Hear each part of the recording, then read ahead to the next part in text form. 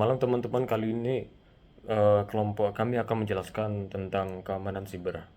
Sebelumnya izinkan saya memperkenalkan diri. Nama saya Farhan dari kelompok 3. Yang pertama ada Undang-Undang ITE atau Undang-Undang Informasi dan Transaksi Elektronik. Yang Undang-Undang Nomor 11 Tahun 2008 adalah regulasi Indonesia yang mengatur informasi elektronik, transaksi elektronik, keamanan data, serta hal-hal yang berkaitan dengan aktivitas digital. Yang kedua, disahkan oleh Presiden SBY dan DPR Republik Indonesia, yang berarti undang-undang ini mulai berlaku resmi sejak ditandatangani pada masa pemerintahan Presiden Susilo Bambang Yudhoyono. Kemudian ada sanksinya juga. Yang pertama, pidana penjara hingga 6 tahun. Biasanya terkait pasal-pasal seperti pencemaran nama baik, penyebaran konten ilegal, atau penyalahgunaan data elektronik. Yang kedua, untuk dendanya itu sehingga sampai 1 miliar rupiah, dikenakan sebagai hukuman tambahan atau pengganti tergantung jenis pelanggarannya. Namun kemudian ada kejahatan digital. Kejahatan digital ini ada 5, yaitu ada data breaching, data sniffing, data inference, sistem inference, dan penyalahgunaan perangkat. Namun di sini ada malware. Malware adalah software yang berbahaya yang dirancang untuk merusak, menyusup, atau mencuri data dari perangkat komputer atau sistem. Contohnya ada virus, menyebar untuk menempel pada file. Yang kedua ada ransomware. Ransomware ini mengunci data dan meminta tebusan. Yang keempat ada spyware, memata-matai aktivitas pengguna. Yang keempat ada adware, menampilkan iklan yang mengganggu. Namun yang terakhir ada Trojan. Trojan ini adalah jenis malware yang menyamar sebagai aplikasi legal, sehingga pengguna percaya bahwa aplikasi tersebut adalah aman. Setelah dijalankan, Trojan dapat melakukan berbagai aksi berbahaya, seperti mencuri data atau password, mengambil alih sistem, menginstal malware lain, dan membuka akses bagi hacker atau backdoor. Oh iya, keamanan siber ini ada dampaknya juga jika keamanan siber diabaikan. Yang pertama ada kebocoran data pribadi. Data seperti nomor KTP, alamat, nomor telepon, email, hingga data perbankan dapat dicuri dan disalahgunakan oleh pihak tidak bertanggung jawab. Yang kedua adalah akun diretas atau diambil alih.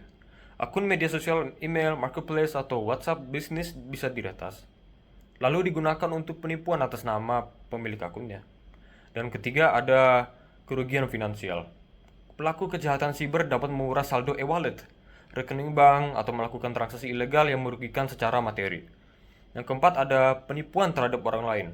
Akun yang diretas sering digunakan untuk menipu teman, pelanggan, atau relasi bisnis sehingga memperluas dampak ke korban lain. Yang kelima ada hilangnya kepercayaan pelanggan. Bagi pelaku social commerce, kebocoran data dan akun yang tidak aman dapat membuat pelanggan kehilangan kepercayaan dan berpindah ke kompetitor. Yang keenam ada reputasi bisnis bakal rusak. Nama baik individu atau bisnis dapat tercemar akibat kasus penipuan, kebocoran data, atau penyalahgunaan akun. Yang ketujuh ada gangguan operasional bisnis. Bisnis online bisa terhenti sementara karena akun diblokir, data hilang, atau sistem harus dipulihkan. Yang ke-8 ada risiko hukum. Dalam beberapa kasus kebocoran data dapat menimbulkan masalah hukum karena kelalaian dalam melindungi data pengguna. Yang terakhir, ada stres dan kerugian psikologis. Korban kejahatan siber sering mengalami stres, panik, dan trauma akibat kehilangan data atau ruang. Jadi, oleh karena itu, keamanan siber itu tidak boleh diabaikan. Kesadaran dan penerapan langkah-langkah keamanan sederhana dapat mencegah kerugian besar di masa depan. Terima kasih. Assalamualaikum warahmatullahi wabarakatuh. Perkenalkan, nama saya Sahlan Wahyu Setiawan dari kelompok 3. Saya melanjutkan materi yang disampaikan oleh Mas Farhan. Baik, kita mulai dari pengertian Trojan. Trojan adalah jenis malware yang menyamar sebagai aplikasi legal sehingga pengguna percaya bahwa aplikasi tersebut aman. Setelah dijalankan, Trojan dapat melakukan berbagai aksi berbahaya seperti mencuri data atau password, mengambil alih sistem, menginstal malware lain, membuka akses bagi hacker backdoor. Berikutnya spyware. Spyware dan rootkits. Spyware adalah jenis malware yang dirancang untuk memata-matai aktivitas pengguna tanpa izin, dengan tujuan mencuri informasi pribadi, menyusupkan iklan atau hardware, memberikan akses jarak jauh ke penyerang. Kemudian rootkits adalah jenis malware yang dirancang untuk menyembunyikan keberadaan malware lain atau aktivitas berbahaya di dalam sistem, dengan tujuan menyembunyikan malware lain, memberikan akses penuh kepada penyerang, mengendalikan atau memodifikasi sistem secara tersembunyi. Kemudian ransomware. Ransomware adalah jenis malware yang dirancang untuk mengunci, mengenkripsi, atau memblokir akses ke file dan sistem Anda. Ciri-ciri dari ransomware adalah file tiba-tiba tidak bisa dibuka, muncul pesan tebusan, komputer menjadi sangat lambat. Tujuan dari ransomware memeras korban untuk mendapatkan uang, mengganggu atau merusak sistem, menyebarkan ancaman ke perangkat lain dalam jaringan.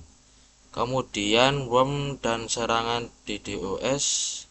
Worm atau disebut worm malware adalah program berbahaya yang dapat menyebar sendiri secara otomatis ke komputer lain melalui jaringan tanpa membutuhkan tindakan dari pengguna.